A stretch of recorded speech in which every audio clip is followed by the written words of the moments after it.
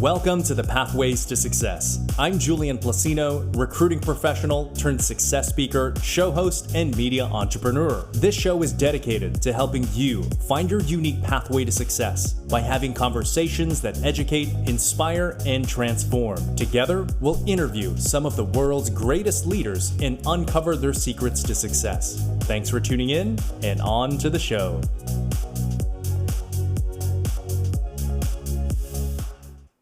Welcome to episode 195 of the Pathways to Success, where we help you find your unique pathway to success by having conversations that educate, inspire, and transform with the world's greatest leaders. I'm Julian Placino, your host, and we have an outstanding show for you today. Today's episode is brought to you in part by CodeUp, the premier career accelerator in Texas. CodeUp's web development and data science programs take you from beginner to job-ready professional in 22 weeks from the comfort of your own home. CodeUp's data science program has an 88% employment rate, and their web development program has an astonishing 99% employment rate. CodeUp is so confident in their programs that if you don't find a career in field within 6 months of graduating, you'll receive a 100% tuition refund. So if you are ready to start a career in web development or data science, I recommend you check out CodeUp at codeup.com. That's CodeUp.com. So before we jump right into the show, I want to give a huge shout out to everyone here tuned into the live stream. If you're watching us on Facebook, please head over to YouTube, type in my name, Julian Placino, click the live link, and join us in the chat. I am very excited about our featured guest today, someone who I've been wanting to interview for quite some time. It is none other than Experience Design lead and co-host of the Liftoff Podcast by Bottle Rocket, Tony Daussat. Tony, welcome to the Pathways to Success. How are you, man? Julian, man, I am so good. First of all, thank you for having me on. I'm really touched that you asked me to be on this. It's really come full circle in a lot of ways, and I'm sure we're going to touch on that. First of all, I want to say that this set is really nice. Thank you. It's a little bit Larry King meets Wendy Williams. And I'm very into it. I'm comfy with my pillow. Anyway, I say full circle because, and I had you on my podcast originally. Right. And I said, you know, like Secret Santas in the office place, you get a gift and nobody knows that you gave it to them. And then one day you say, hey, it was me. So I told you that you were my secret mentor, Santa, with your podcast and your entrepreneurial spirit and all of these things. When I had you on my show, and then to sit here, I'm very humbled by that, and it's very exciting for me to share in this moment with you. So thank you. Well, thank you, and I really appreciate that. And you mentioned full circle, and that's what it feels like. It feels like this thing that we started purely as a passion project on this side has sort of brought us together full circle once again. So thank you for being on the show. It's a pleasure. I mean, part of the intro says world leader. I don't know if I would say world leader, but we're getting there. We're getting to that Mao, you know, maybe one day. I kid. Well, Tony, just so our audience can kind of get to know you a little bit more, offer us some context. Tell us, what is the Liftoff Podcast by Bottle Rocket? Okay. So Liftoff by Bottle Rocket is an in-house podcast at Bottle Rocket. It's pretty self-explanatory in the title. But so it started out, oh goodness, 2 years ago-ish, 2.5 years ago. I started a podcast called the XD Podcast. And XD stands for Experience Design. So I was an Experience Design Strategist. And I evolved that into Experience Design by Tony Daussat, or with Tony Daussat. And from there, I was talking to my wife, and I'd been doing it for a long time. I had this list of guests that I wanted on the show in the design world, in the entrepreneurial world, like yourself. And I had reached the guests that I originally had on there. I didn't shoot for like Mark Cuban or you know, Johnny Ive, but you know, some really powerful names in design, and I got them all on the show. And at the end of it, I was sitting there and I was going, I've got the 2 kids, I've got the wife, I have work at least 40 hours a week, right? And I was like, you know what? I'm just going to pull the plug. I'm just going to stop. And at that time, I was already in 140 countries on a monthly basis. And the listenership was growing, and I was at like the apex of listenership. And my wife goes, why would you stop when it's all sort of come to this? I was like, well, I want to be more intentional with my time and with family time, especially. And so she said, why don't you just ask Bottle Rocket to produce it in-house? So then it's part of your work. And I was like, man, that's why I married you, girl. So I approached Bottle Rocket, and the very first person I thought of to co-host it, because I wanted to bring in a co-host. And I wanted to expand it into more business strategy, startups, big corporations, product management, all of the things that are outside of quote unquote design. And so I asked if Peter Clayman would be interested after they gave it a green light, and we got the nuts and bolts all figured out. And here we are. We're 18 episodes in, which is like 90 for the RSS feed for the podcast. Mm-hmm.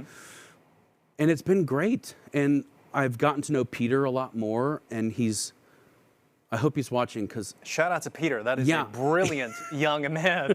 I remember when we brought him first in, we didn't have a specific opening for Peter, if you're watching, but we kept him on the hook. He was like, I don't know what this guy's going to do, but he's so good, and I'm glad that's all worked out. So, that's the thing is, I don't know what this guy's going to do, but it's going to be great. and he melts my mind on a daily basis. I'm honored to work with him, and for that matter, everybody else at Bottle Rocket. I feel incredibly blessed. To be there and for them to produce the show. And it comes out every other Tuesday, so every 2 weeks. So Tony, this entire episode that we're crafting is all about how to build a personal brand. Yeah. And when I started thinking about this topic, you were the first person that came to mind, because you were a fellow podcaster, and also something I started to see, your Instagram was blowing up faster than others who were sort of in our circle, right? So I'm curious, from a designer's perspective, how do you define what a personal brand is? Yes, great question. There are so many ways to answer that. Mm-hmm. And I think everyone could give you a different answer depending on what their experience is, what their career is. But the way that I see a personal brand is, it's this marriage between reality and perception. Okay. Right? So you have a lived reality, and then people have a perception of you. And where that intersects is personal branding. And then how you manifest it is showing up and exemplifying that personal brand. And this whole idea of like personal brand, 20 years ago, maybe even 10 years ago, certainly 30, 40 years ago, it didn't exist. The term didn't exist, personal brand. And even now, there's a bit of that means that the person is on TikTok or Instagram, and they have these lifestyle shots, and they're wearing the hippest clothes, and they're going on vacation everywhere. But that isn't a personal brand. So there's a lot of different ways to discover your personal brand. So a lot of the people that reach out to me after I say it's important to have a personal brand would say, okay, great, wonderful. How do I do that? And to me, it's a lot easier to get insight from others than it is to be super self-reflective and honest with yourself. Because if it's one thing that we're really, really good at, is that we can convince ourselves of anything, and we're great liars to ourselves. I'm a terrible liar to my friends and family. Yeah. I'm an amazing liar to myself. So whether that's a fault or not is to be determined. So here's what you can do. You say, okay, I need to establish a personal brand. And it's all about self-awareness, right? So how do I gain self-awareness? How do I see what others are seeing in the perception of what my reality is? So I would submit that you should go and ask your closest family and friends 3 to 5 people, and you say, okay, I need you to answer this for me. What makes me tick? How would you describe me in 3 words?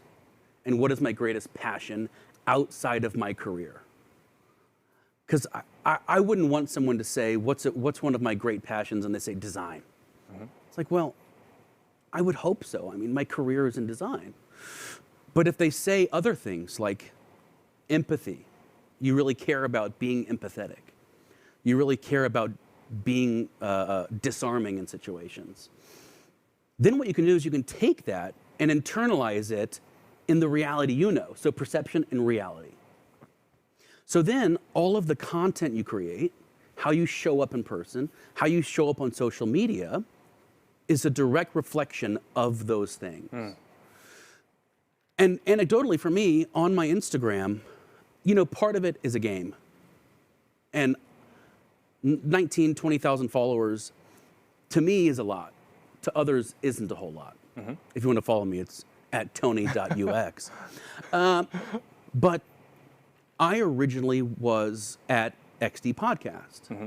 So I was advertising and marketing the podcast. It wasn't me. I wasn't showing up. The podcast was showing up. Mm. And so I would gain a little bit of following, a little bit of interest, people that liked the show. And I had like these kind of harsh colors, like this red and this black, and I had this like explosive design on the Instagram. And while it seemed cool, it was like, that's a little intense. It's a little too serious. So I re-examined it. I did a lot of polling on my Instagram stories. And what I came out with was a new color, new font. I started showing my face. I changed my handle. And from there, it skyrocketed to what it is today. And albeit I've taken a huge break from Instagram, I'm still do my stories and stuff, but posting on a regular basis, I've taken a break from just to refocus on LinkedIn and things like that. So oftentimes when I'm asked to speak about personal brand, a lot of people refer to sort of this expression of an individual online, right? Mm. So that is why I thought of you, because I kept seeing you were so ubiquitous, right? I'm curious if there was one benefit that you've experienced from having this personal brand, what do you think that is? I mean, the easiest answer is sitting here today. Yeah. That's sort of the most apparent in the now example, but opportunity, of course, doing speaking engagements, having people connect to the podcast.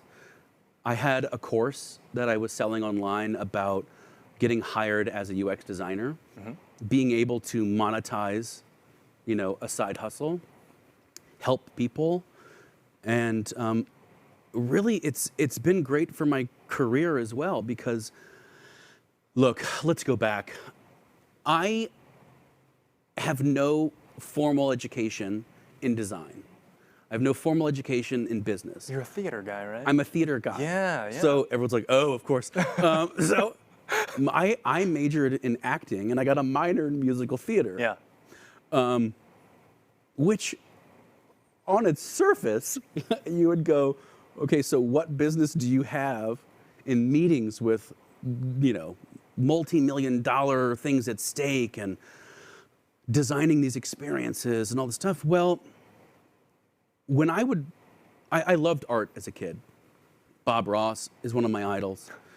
And I loved design and I loved photography. And I can remember when I was very young, like 12 years old, I would go to Office Depot and they used to have the locked cameras. And this is like OG cameras when digital cameras first came out.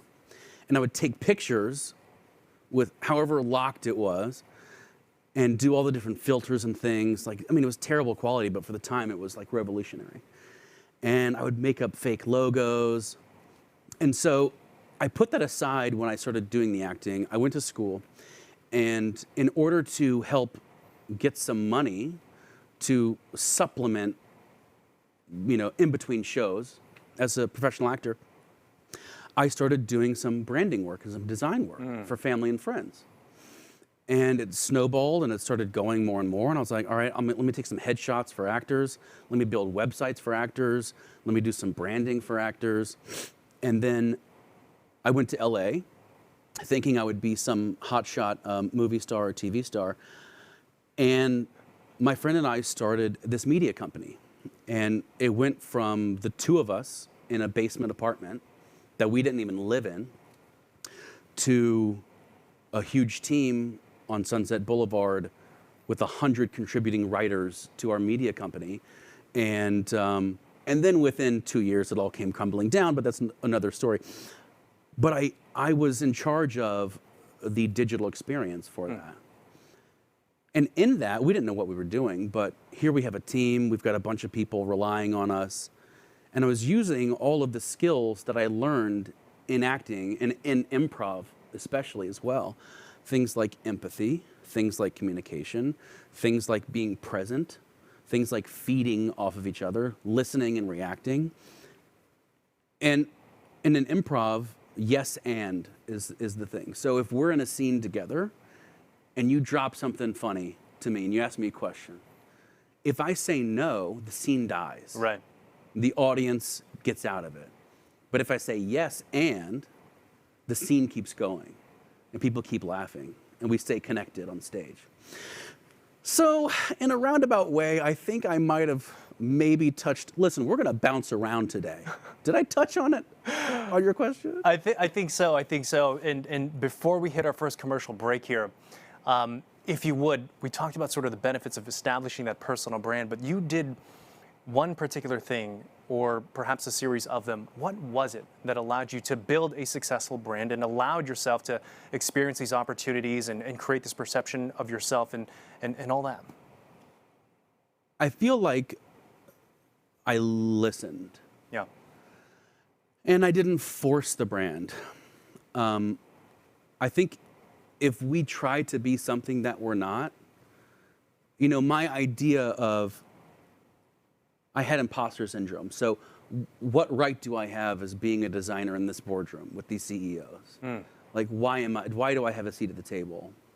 I needed to give myself permission to be there.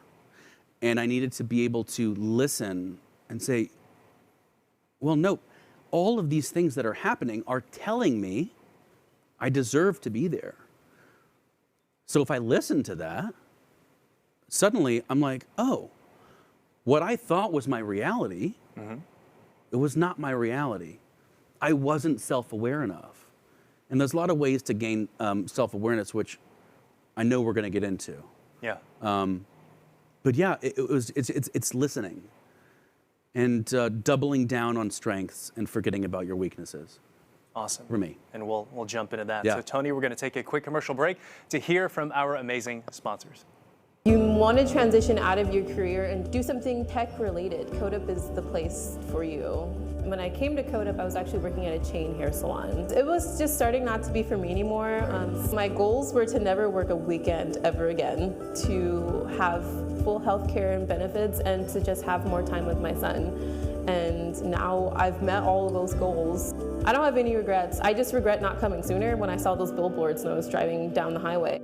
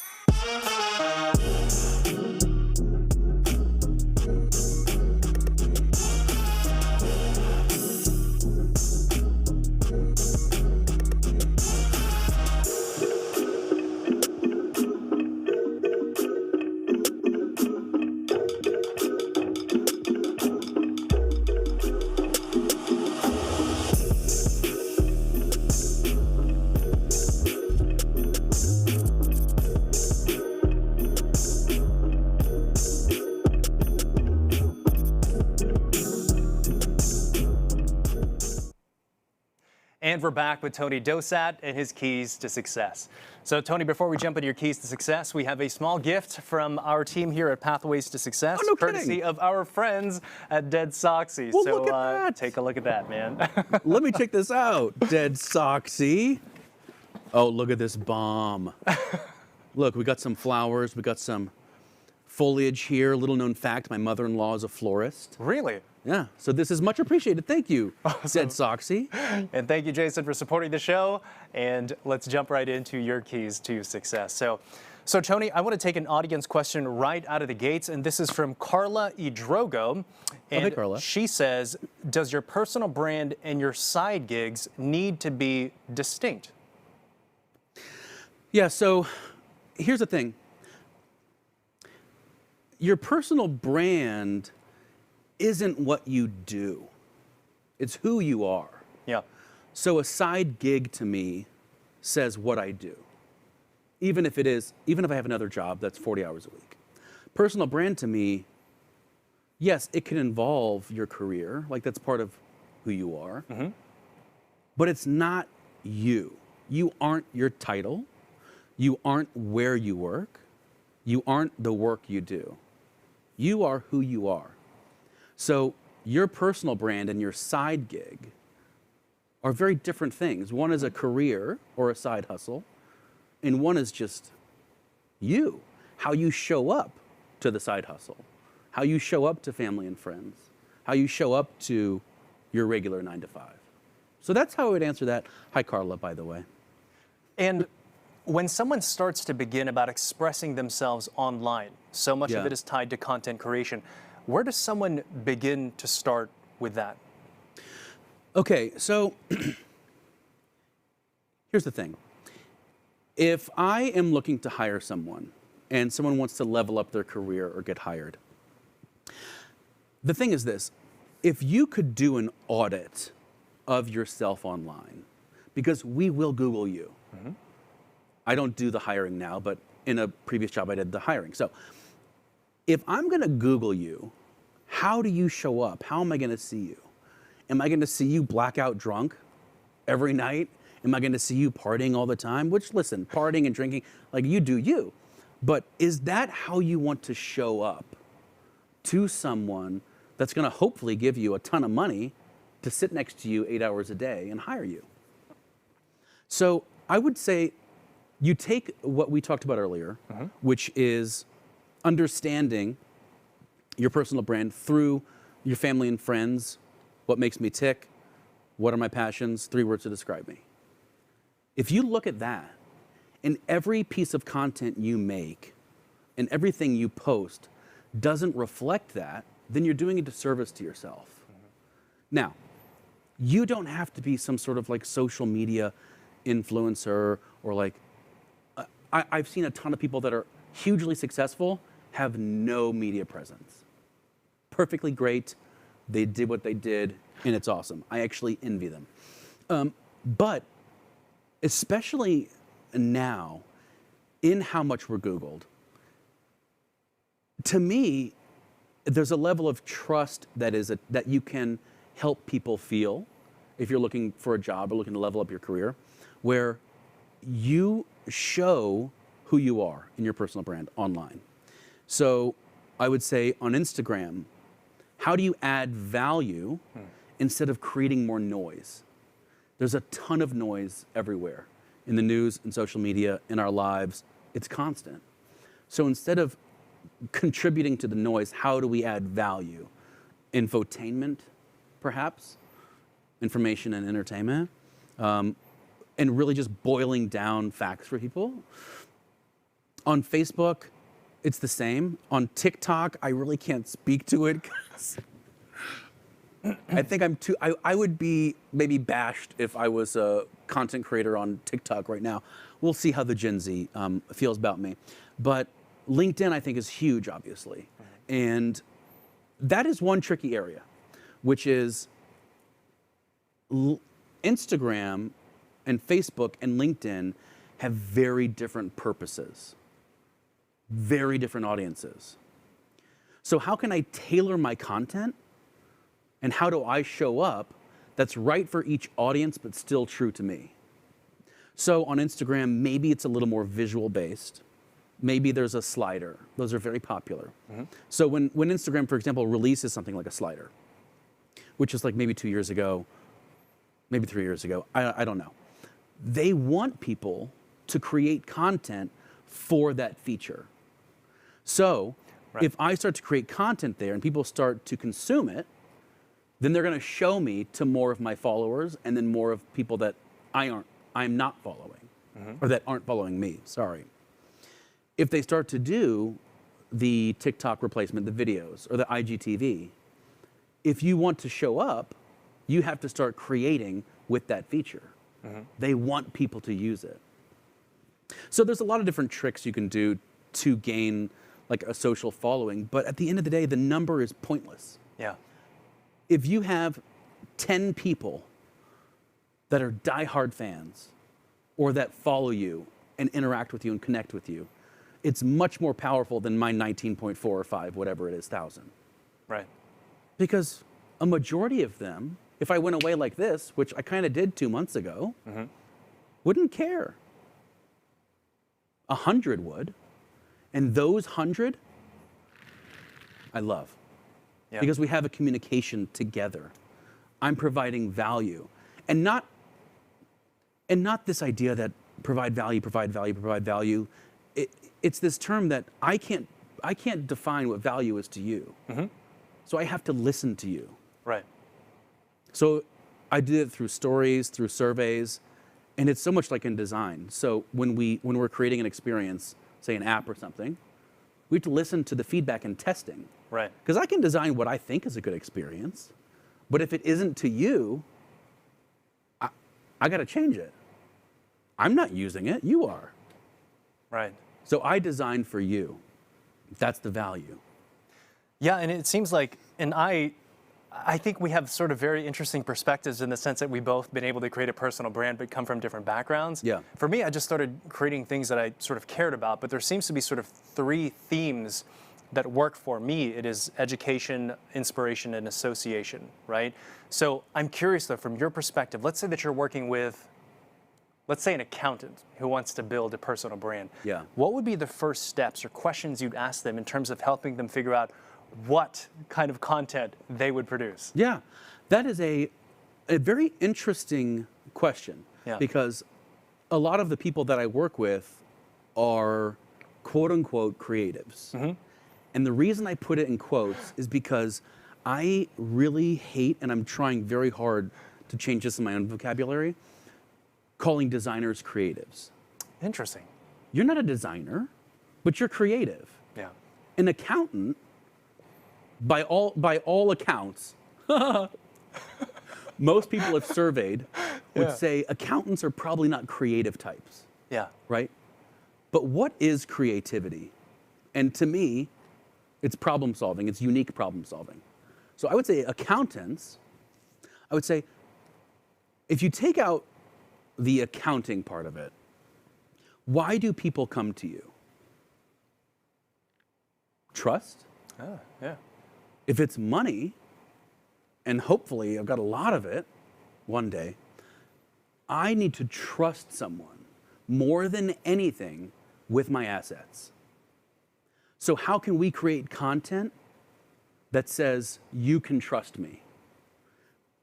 I'm approachable, I'm honest, I'm straightforward, I'll tell you like it is, but I'll do it in a warm and empathetic way. So that's sort of where I would start, going from take away the I'm an accountant thing, kind of like Carla's question, right? Yeah. So like my job versus my personal brand. My career is what I do. I'm an accountant. Take it away. Why did they come to you? So talk to us about, you said the real importance of sort of being authentic. Yeah. Where do you start with that? How do you really drill down to like what's real versus what I want to show the world? Okay, so it all boils down to self-awareness. And this is hard. This is a really hard bit because there's this idea that you either are or you aren't self-aware, which I think is not true. I don't think that that's based in reality. I think it's a process to become self-aware. it's an iterative process. To me, it's the habit of monitoring your thoughts, your feelings, and your actions. And you're auditing yourself, right? And it's not this big thing where I have to sit down and do a journal once a year or once a week or every day and assess my entire day, which if that's what you do and it works, perfect. But if you can be in tandem with that process of auditing and monitoring your thoughts, feelings, and actions, in tandem as a process, it's like, take for example, a car. When we have a car, there is a lot of data and metrics inside the car about the health of the car. The high-performing vehicles, the expensive vehicles, Tesla, BMW, whatever it is, have a dashboard that is really rich with that data. And so we can be in tandem with the data.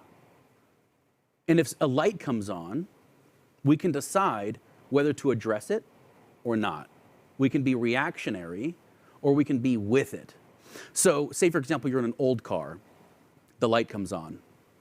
You're like, oh, okay, I should really get to that. But you don't. You ignore it. You're not in tandem with the process. So then you don't address it until you start to hear a sound, or your car doesn't start, or it starts sputtering, or smoke comes up. And then you're too late. So you're not self-aware enough to address those things.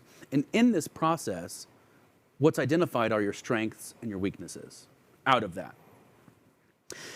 And I would submit that you can take your weaknesses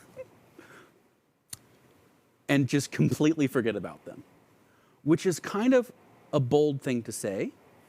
But here's a metaphor. You're at a poker table. I love metaphors, Julian. You're at a poker table, and you've got a stack of chips, and you're balling. You got like a mill. You got like a cool mill plus. And you can bet on your strengths, or you can bet on your weaknesses.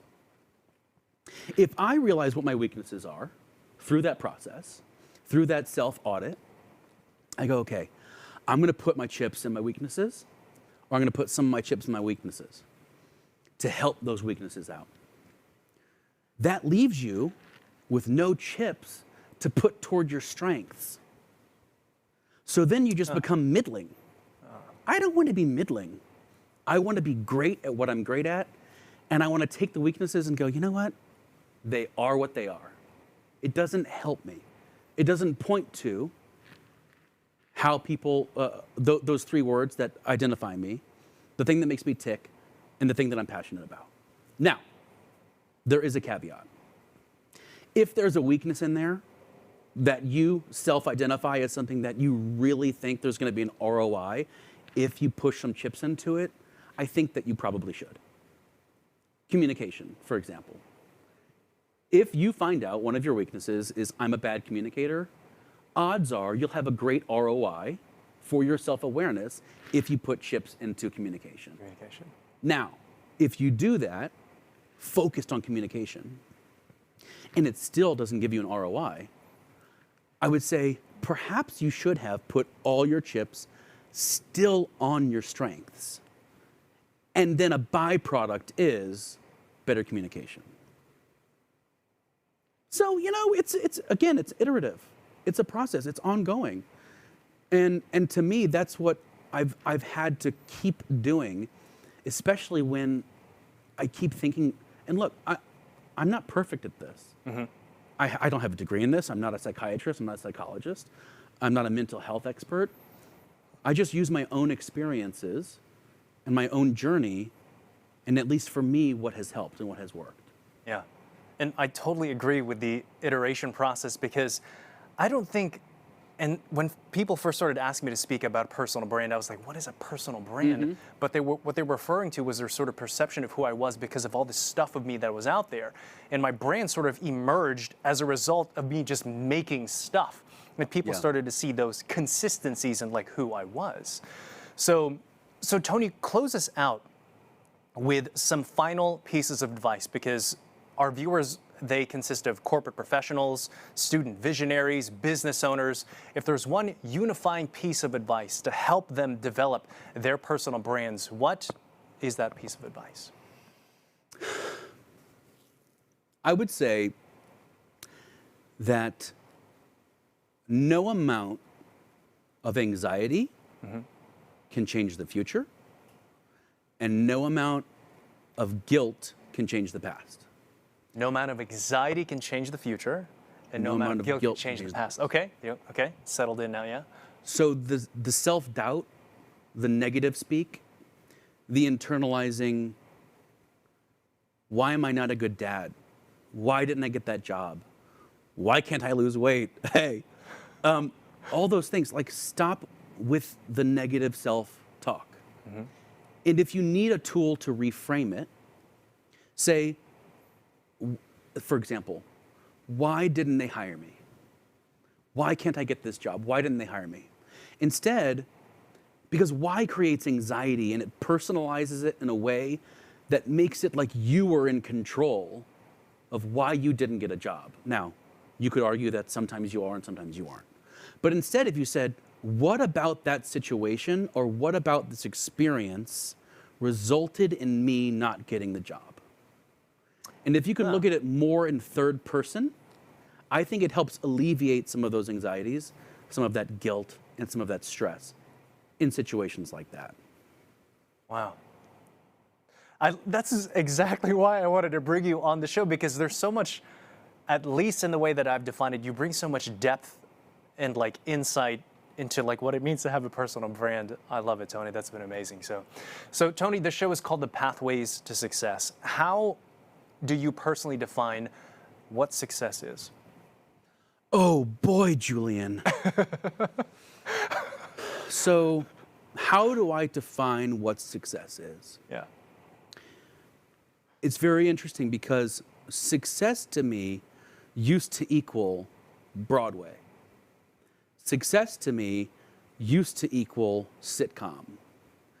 Success to me used to equal all of those things that were more dream-based. So success to me now are clear, defined, high-definition goals that get accomplished. Wow. Whether it is today, I'm not going to hit snooze. That's a goal. It's very clear. It's measurable, and there's time on it, and it's personal. Today, right after work, I'm going to turn off all notifications and devote all my time to my kids. That's a goal. And if I was successful to it, great. Success, check. To me, money isn't like a success thing.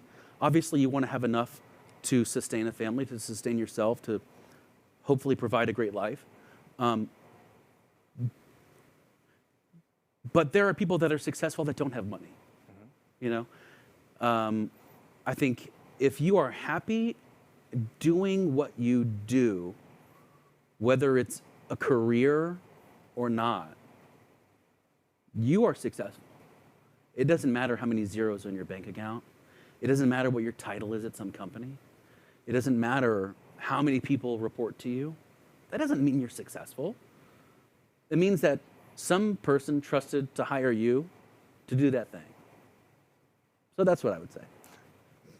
I love the definition. Tony, tell our viewers how to connect with you, how to follow you, how to check out the podcast. Tell us all that. Okay, so Liftoff by Bottle Rocket is the podcast hosted by myself and Peter Clayman. You can find out more about yours truly on my Instagram, tony.ux, or my website, tonydaussat, DAUSSAT.com. Check the link in the show notes. I'll say it for him. Tony, this has been an absolute pleasure. Thank you so much for coming on the show. Thank you again, Julian. It's a real honor. Thank you. Absolutely. And everyone else, thank you all for tuning in to another episode of The Pathways to Success. If you haven't already, if you enjoyed the show, please hit subscribe. And we'll see you next time on the next episode of The Pathways to Success.